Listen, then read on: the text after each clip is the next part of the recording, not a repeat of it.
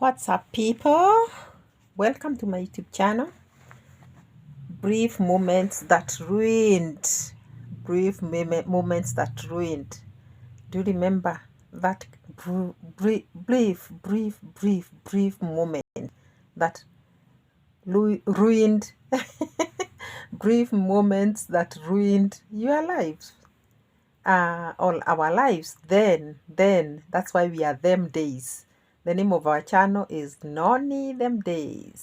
So we are talking about moments there before, since time began. Moments there before. So guys, which are these, or what are these brief moments that ruined your lives and would ruin people's lives today if not checked? Guys, I want us to discuss those moments today because we know them all and we know what they did to most of us then. Guys, welcome to this channel. If you're new here, you're welcome, and if you're returning, welcome back. I want to be very direct, go direct to the point and discuss these moments because these things may happen to people today. And why we discuss these things that happened in the past is because we want the generation today to be warned and to be aware of the situations that can ruin their lives, like they ruined people's lives then, or our lives then, because there are people that ruined their lives, or their lives were ruined by situations then that would come to our children today, or our girls today, and ruin their lives also. So that's why we are discussing these things here, guys. And these brief moments, we all know them. We all know how we used to meet by the riverside to fetch water. By the river to fetch water. And we all know that we used to fetch water from the rivers. We all know that we used to go downhill with jerry cans and come up with jerry cans of water to the village, to our homes where we were brought up, and go back to the river again, or even a third time, or even a fourth time, and make sure that there is sufficient water for animals, for cooking, for bathing, for washing, and these things used to happen after school. Guys, you know very well that it was after school that we used to do these chores. And our moms would go out there knowing that they left their daughters, let me talk about daughters, to come and do the house chores and make sure that everything is in order, including milking the cow, and then start preparing supper.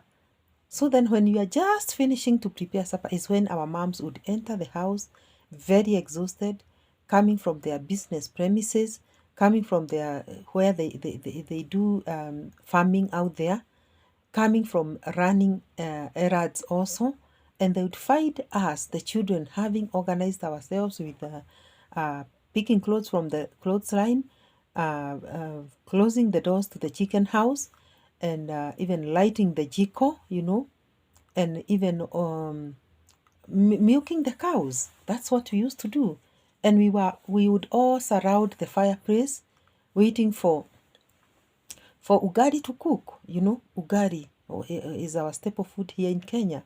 And we would surround the fireplace, the six of us, and our mom there, and wait for food to cook. And as ugali was cooking, we were very hungry, and we were waiting for it, like, and our mom would finish cooking ugali.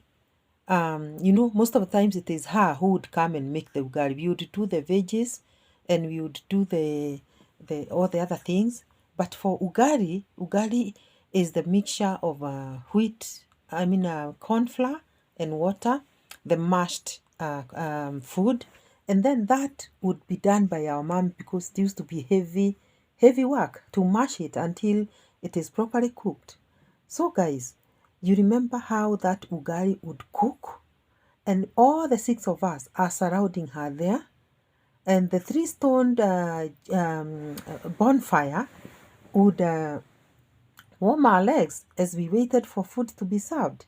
So guys, do you remember how when ugali was ready, mom would put all the plates down on the ground in the kitchen the 7 plates, because we are now 7, and an eighth one by the side for our dad who would not have arrived by that hour, and start cutting the ugari piece by piece, placing on every plate, starting with our dad's piece, who is not even in the kitchen that hour, has not even arrived home, but is coming to eat afterwards.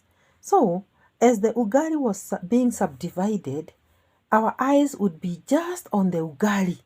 You know, we would look at the ugari to see which piece was bigger than the other.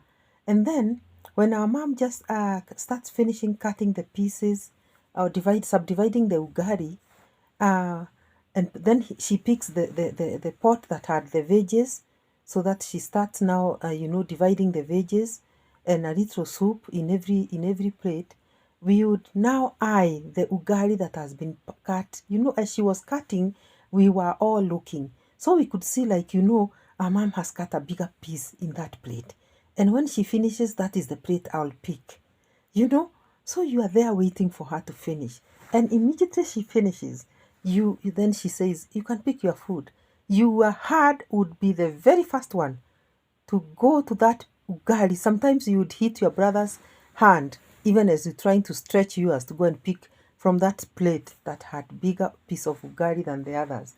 But anyway, our moms used to cut those pieces of ugari very, very proportionally, and everybody would get their piece. And let me tell you guys, we would eat that ugari, and let me tell you, you never used to get satisfied. Never. Never. There's no one day that I ever ate ugari and felt like I'm satisfied. You would eat, but then it gets finished. When it gets finished, you'd be the first one to put the plate down, and then your mom would ask, you are finishing very, very fast. And you would say, yeah, but mom, I didn't get satisfied.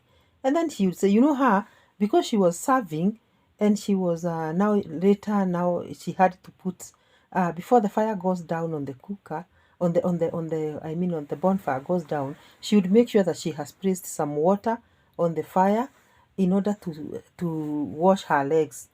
All our legs, we would wash our legs before going to bed. Legs, not the body, legs. Our feet, we would wash our feet. So the minute she finishes serving, and that time we are eating, she's busy fixing the water. So it means she has not even touched on her portion. And she has been working the whole day. So afterwards, she comes and finds you have already finished. Then she asks you, you finished very fast. When you didn't get satisfied, you didn't get full. And then you say, no, mom, I did not get full. And then she asks, so what do you want me to do?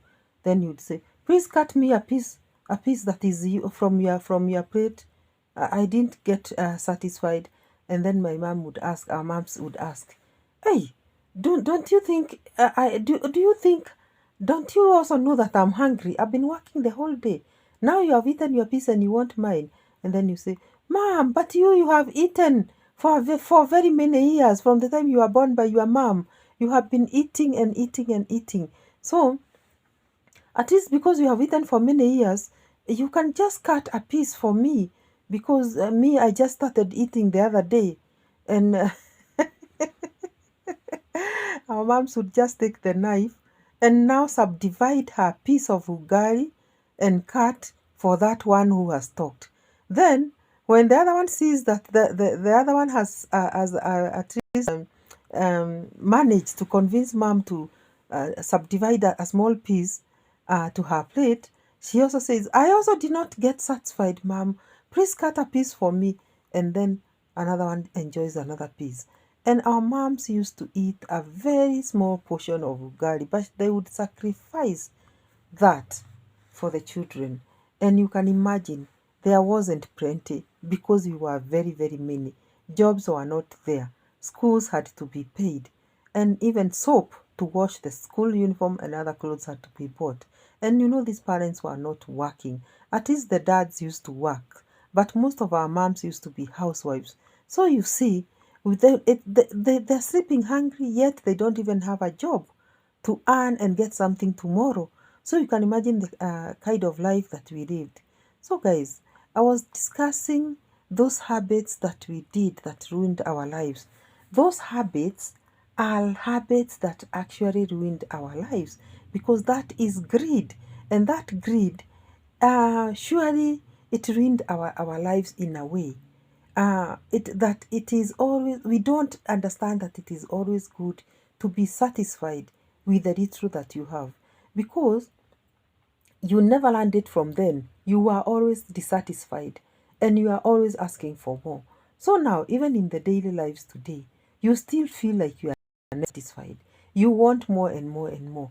And today there is nobody to cut for you an extra portion. So what happens is that you already ruined your life. So the urge to get more and more and more and to never get satisfied makes you now enter in situations that drain you and dissatisfies you, gets they make you get emotional torture, they make you get depressed, they make you feel inferior. The inferiority complex comes into you because you don't have enough, and you're looking at those people that have enough, and you feel very, very drained. These are habits that we got from the beginning by not feeling very satisfied with whatever we were given by our parents, and also wanting too much these days that we can kill just to attain everything for ourselves. We don't care what that other person doesn't have. What we care about is ourselves and ourselves and ourselves all the time. Me, myself, and I. You can squeeze somebody out there. They go and die as long as you attain what you are looking for. And this is greed. This is greed. Greed is a disease that we got when we were young. Greed is a disease that people attain when they are very, very young, and it is a very, very serious disease. So the best to do is to pray to God that we don't fall into temptations of greed, that we are satisfied with whatever we have been given, and that we are okay. And in this case, we are going to live a very fulfilled life, a life that will satisfy us, a life that is sweet and good, and we'll always be contented. So guys, we pray that everybody pray that God satisfies us with whatever we have, and never desire too much to make us even fall into sins and temptations. Subscribe to this channel, guys. Share, like, and comment. And let the comments be sweet, guys. Let them be sweet. And we'll see you in the next one. Bye-bye.